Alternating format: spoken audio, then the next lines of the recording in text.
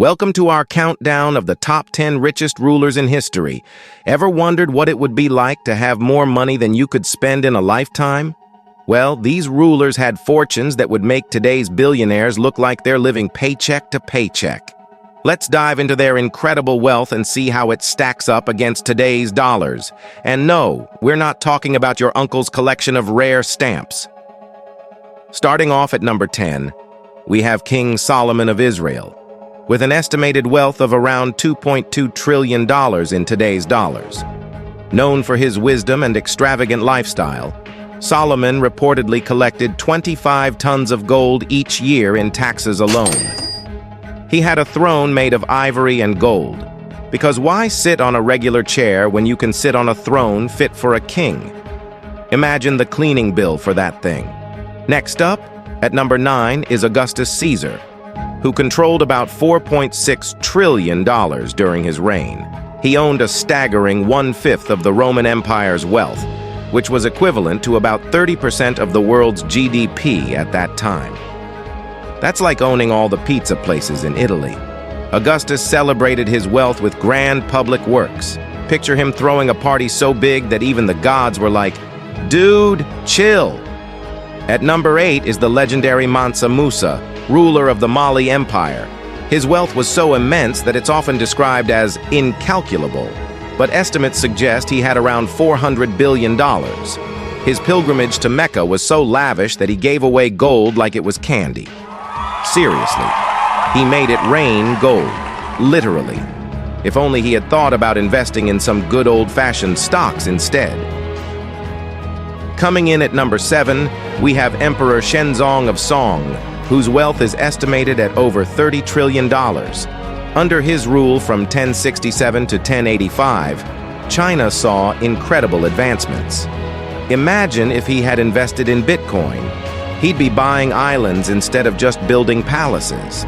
His court was known for luxurious banquets, where they probably served dishes like gold-plated dumplings. Because why not? At number 6 is Mir Osman Ali Khan, the last Nizam of Hyderabad, with an estimated fortune of $230 billion. He lived in a palace so grand, it made Buckingham Palace look like a studio apartment. Seriously, his diamond was so big he used it as a paperweight. Imagine trying to explain that to your friends at dinner. "Oh, this? Just my diamond paperweight. I'll take my steak rare." At number 5, we find Nicholas II, the last Tsar of Russia, with an estimated wealth of around $300 billion. His reign was marked by opulence, but ended tragically during the Russian Revolution. It seems having all that money didn't buy him a happy ending. He hosted balls where guests wore dresses so heavy they could probably double as parachutes.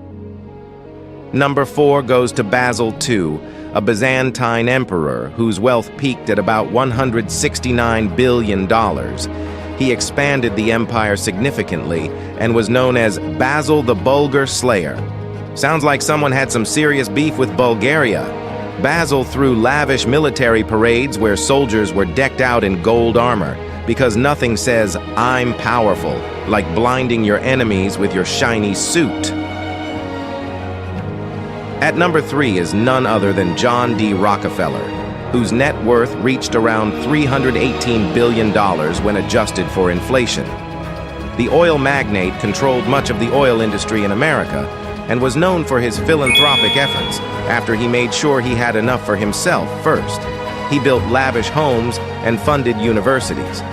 I mean, who wouldn't want to donate to education when you can afford to buy the whole school? At number 2, we have Akbar Bey, the Mughal emperor, whose wealth is often considered incalculable, but estimated at around $21 trillion. He ruled with progressive policies and hosted grand festivals featuring extravagant feasts. I bet his dinner parties were so epic that even Gordon Ramsay would be left speechless. What do you mean there are 3 kinds of biryani on this table? And finally, topping our list at number 1 is Genghis Khan, with an estimated fortune exceeding $100 trillion.